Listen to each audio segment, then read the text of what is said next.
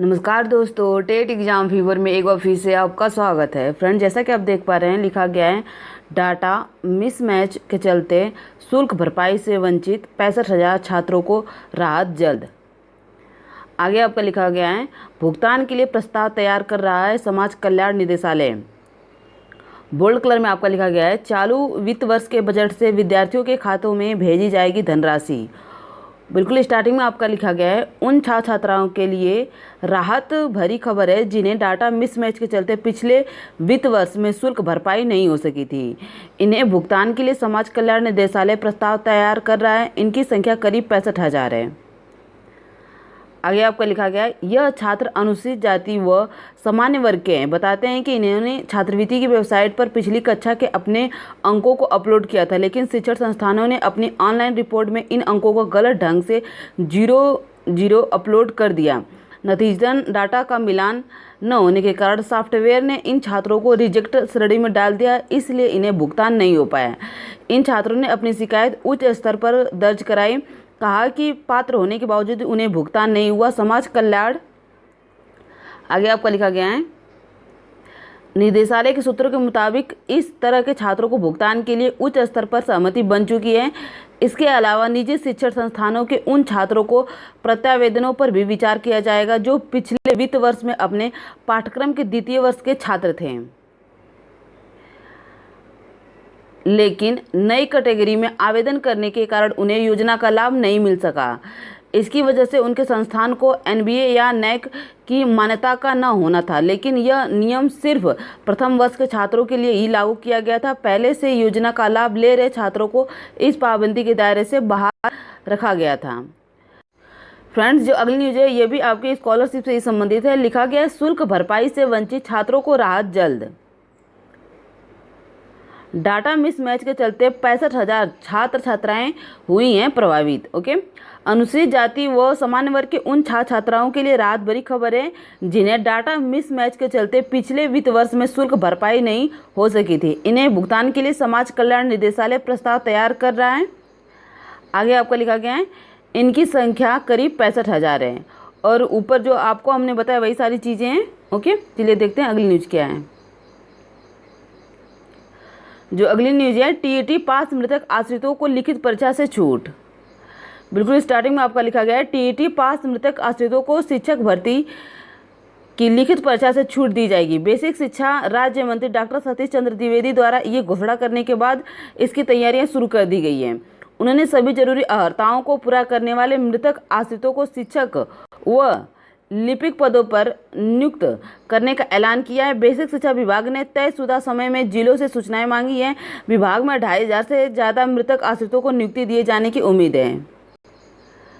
आगे आपको लिखा गया है सूत्रों के मुताबिक इस पर सहमति बन गई है कि ऐसे अभ्यर्थी जो बीएड या डीएलएड पास हैं और टीईटी उत्तीर्ण कर चुके हैं उन्हें सुपर टीईटी यानी शिक्षक भर्ती की लिखित परीक्षा से आगे आपको लिखा गया है छूट दी जाएगी। वहीं जो मृतक आश्रित अभी डीएलएड बीएड कर रहे हैं तो उन्हें लिपिक के पद पर नियुक्ति दी जाएगी और बाद में टीईटी पास करने पर शिक्षक के पद पर समायोजित किया जाएगा। इसके लिए कितने वर्षों की छूट दी जाएगी यह अभी तय नहीं है। स्नातक मृतक आश्रितों को लिपिक के पद पर नियुक्ति दी जाएगी। यदि लिपिक के पद नहीं है तो उन्हें सृजित किया जाएगा। अगली जो न्यूज है आपकी लिखा गया है नई प्रणाली के तहत निकली समूह ग की भर्ती। बोल्ड कलर में आपका लिखा गया अधीनस्थ सेवा चयन आयोग ने प्रारंभिक अर्हता के लिए मांगे आवेदन। 21 जून तक आवेदन इसमें शामिल अभ्यर्थी ही दे सकेंगे मुख्य परीक्षा। बिल्कुल स्टार्टिंग में आपका लिखा गया अधीनस्थ सेवा चयन आयोग ने समूह ग के रिक्त पदों पर बहुप्रतीक्षित भर्ती के लिए नई प्रणाली के तहत आवेदन मांग लिए हैं। आवेदन 21 जून तक किए जा सकते हैं। द्विस्तरीय परीक्षा प्रणाली में प्रारंभिक अर्हता मतलब पेट होगी। पीईटी के बाद ही विभिन्न विभागों से विभिन्न प्रकार के समान पद के अध्याचन व सेवा नियमावलियों के अनुसार विज्ञापन जारी किया जाएगा। पीईटी के स्कोर से शॉर्ट लिस्ट किए गए अभ्यर्थियों के लिए आवश्यकता अनुसार मुख्य परीक्षा, कौशल परीक्षा, शारीरिक परीक्षा आदि का आयोजन किया जाएगा।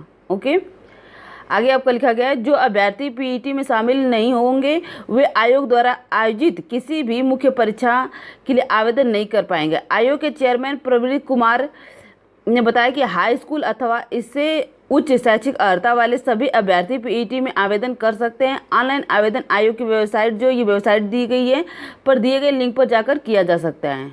ओके फ्रेंड्स, चलिए देखते हैं अगली न्यूज़ क्या है।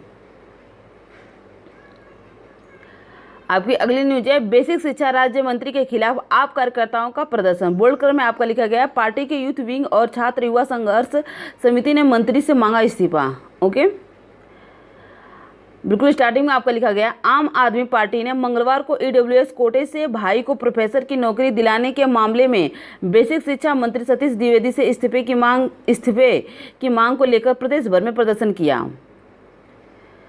आगे आपका लिखा गया, पार्टी के यूथ विंग और छात्र युवा संघर्ष समिति के सदस्यों ने सभी जिलों में पार्टी की दोनों इकाई के कार्यकर्ताओं व पदाधिकारियों ने अपने अपने घरों पर धरना दिया।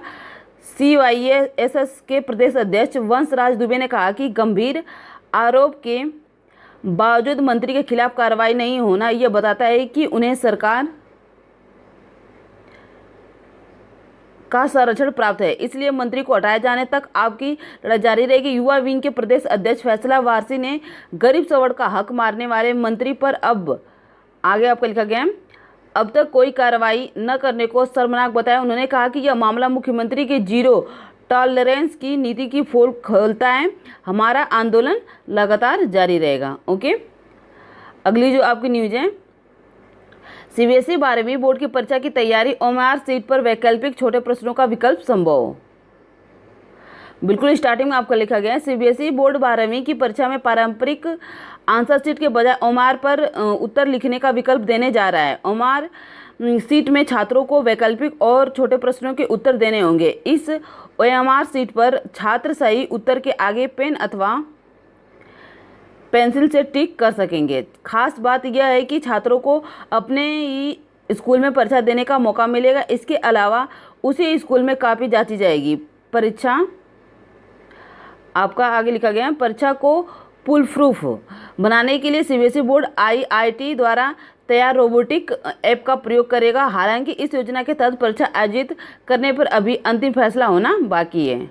ओके, आगे आपका लिखा गया, वर्तमान पाठ्यक्रम के तहत 60 से 70% वैकल्पिक व छोटे प्रश्न पूछे जाएंगे। इसके अलावा अन्य सामान्य प्रश्न होंगे। 1.5 घंटे यानी 90 मिनट की परीक्षा को ध्यान में रखकर बोर्ड का पूरा फोकस 60 से 70 वाले वैकल्पिक और छोटे प्रश्न पर आधारित प्रश्न पत्र तैयार करने पर रहेगा। ओके, तो फ्रेंड्स आज के लिए बस इतना ही। यदि आपको ये वीडियो पसंद आती है तो प्लीज़ ज़्यादा से ज़्यादा लाइक शेयर और सब्सक्राइब कीजिएगा। धन्यवाद।